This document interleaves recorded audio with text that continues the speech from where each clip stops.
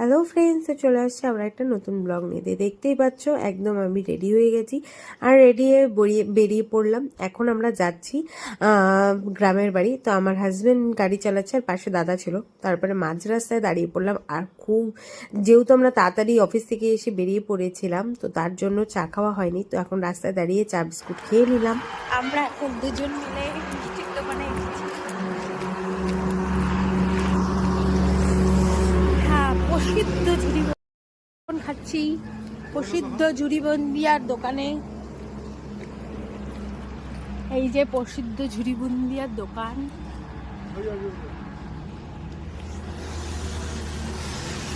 দোকান, তার সাথে এই যে ঝুড়িবন্দিয়া আর এই যে বড় দিদিরা খাচ্ছে।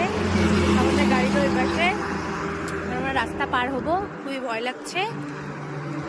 হাই রোড,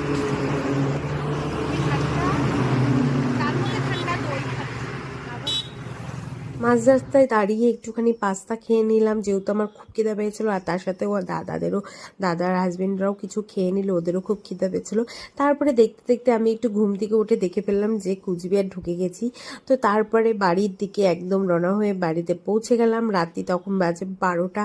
তো সবাই আমাদের জন্য জেগে বসেছিল, যেহেতু খাওয়া দাওয়াও হয়নি, আমরা গিয়ে খাওয়া দাওয়া করব। এখন গাড়ি থেকে নামিয়ে এই যে বিয়েবাড়ির মাঝখান দিয়ে যাচ্ছি। বিয়েবাড়ির গেট এখনও কমপ্লিট হয়নি, তো এখন আমরা বাড়িতে ঢুকবো।